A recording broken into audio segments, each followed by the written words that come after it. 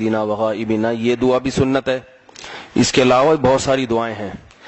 کبھی موقع ملا تو انشاءاللہ ایک پیپر پہ چارٹ پہ یہاں وہ دعائیں لکھ کے ہم لگا دیں گے. لوگ سمجھتے ہیں بس یہی دعا ہے، باقی دعائیں جائز نہیں ہیں. احادیث میں بہت ساری بڑی اچھی اچھی دعائیں ہیں. تو انشاءاللہ وقت جیسے ہی ملتا ہے اس کو کمپوز کر کے یہاں لگا دیں گے.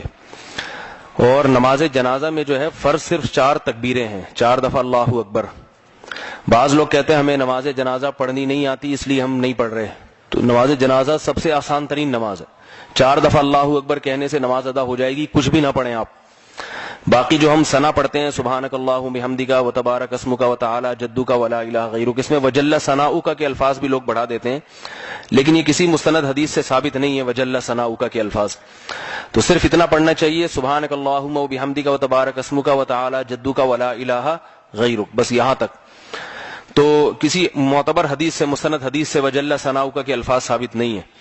اس کے بعد درود شریف ہے جو نماز میں پڑھا جاتا ہے. اس کے بعد جنازے کی دعا ہے، تو جس کو وہ دعا آتی ہو وہ پڑھ لے، دعا نہیں آتی تو جو دعا آتی ہے وہ پڑھ لے. مختصر رب اغفر وارحم وانت خیر الراحمین، نیت یہ کر لے کہ اللہ اس میت کی مغفرت فرما.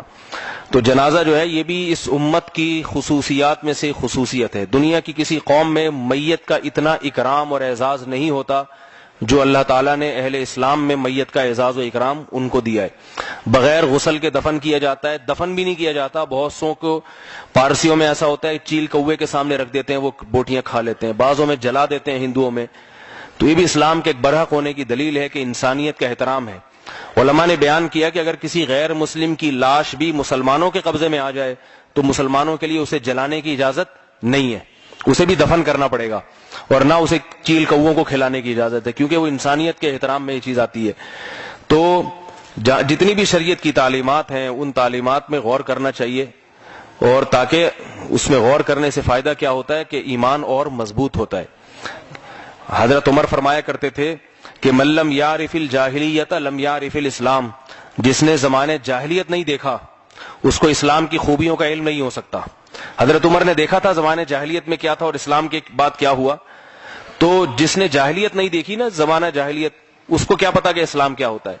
تو جس نے دوسرے مذاہب میں کبھی رہ کر نہیں دیکھا اسے پتہ نہیں چلتا کہ اسلام میں خوبیاں کیا ہیں. کسی مذہب کے فالوورز کے ساتھ کبھی رہ کر دیکھیں تو پتہ چلے گا کہ